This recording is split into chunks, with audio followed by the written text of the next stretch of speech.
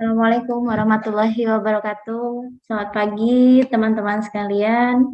Kita bertemu lagi dalam mata kuliah Biologi Lingkungan.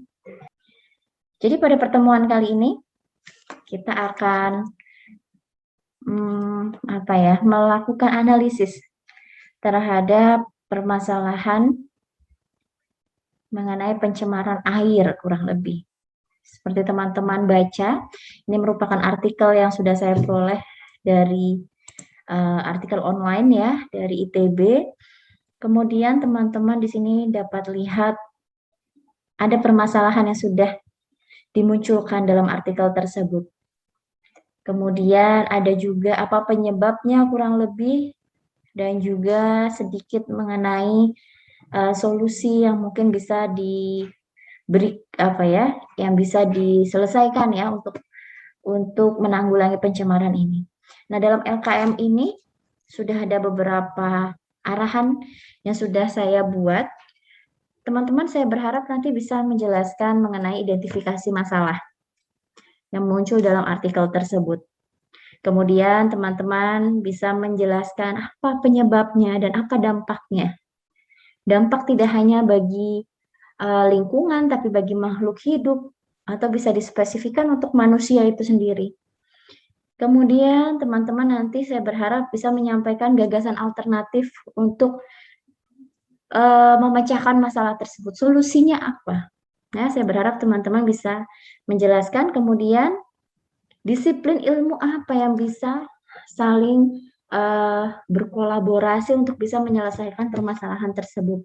Karena permasalahan lingkungan ini bukan hanya permasalahan orang biologi, tapi dari berbagai disiplin ilmu dapat berkolaborasi, dapat bekerja sama untuk bisa menyelesaikan permasalahan tersebut.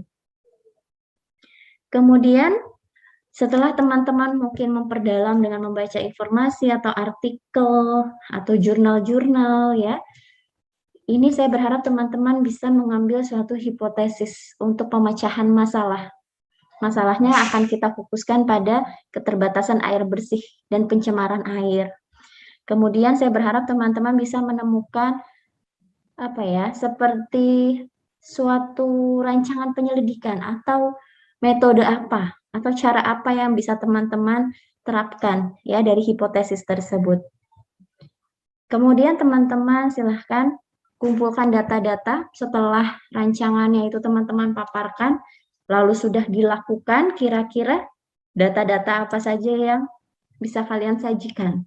Apakah memang pencemarannya itu akhirnya bisa menurun ya standar pencemarannya melalui metode X misalkan ya. Nanti silakan teman-teman paparkan. Dan juga teman-teman saya berharap bisa menjelaskan mengenai menghubungkan antara data-data yang tersaji tadi dengan teori-teori yang memang sudah pernah teman-teman pelajari, khususnya di mata kuliah biologi lingkungan ini. Kurang lebih itu teman-teman. Silahkan, ini adalah kemarin saya tujukan untuk kelompok 5, 6, 7, dan 8.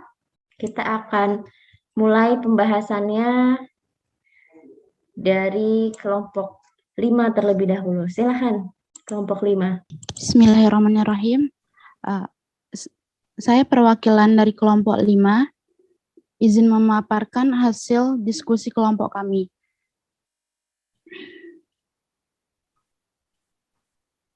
Identifikasi masalah.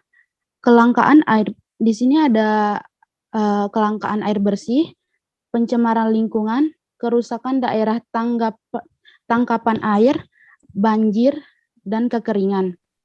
Masalah yang terdapat pada artikel tersebut adalah terjadinya kelangkaan air di Indonesia akibat penurunan ketersediaan air bersih yang disebabkan karena pencemaran lingkungan, kerusakan daerah tangkapan air, serta perubahan iklim.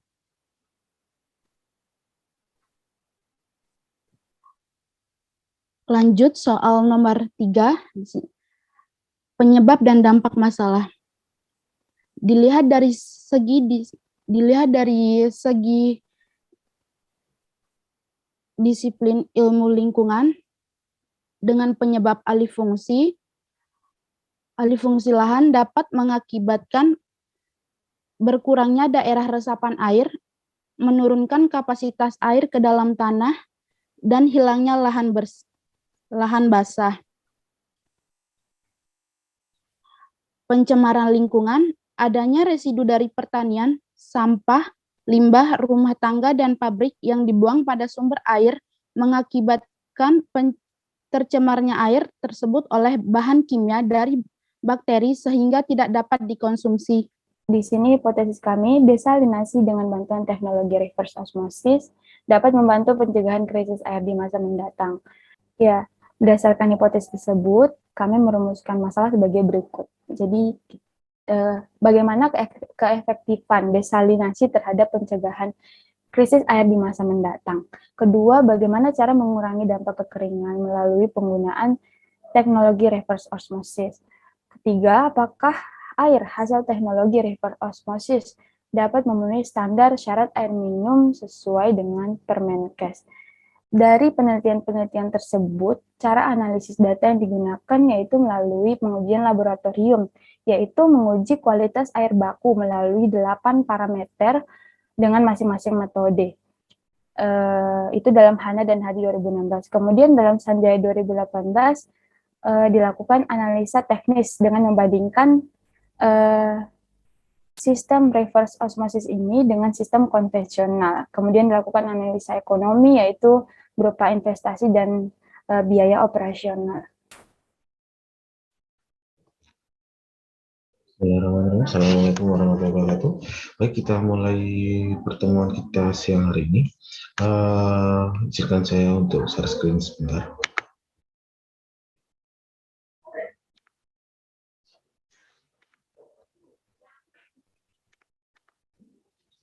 Oke, baik.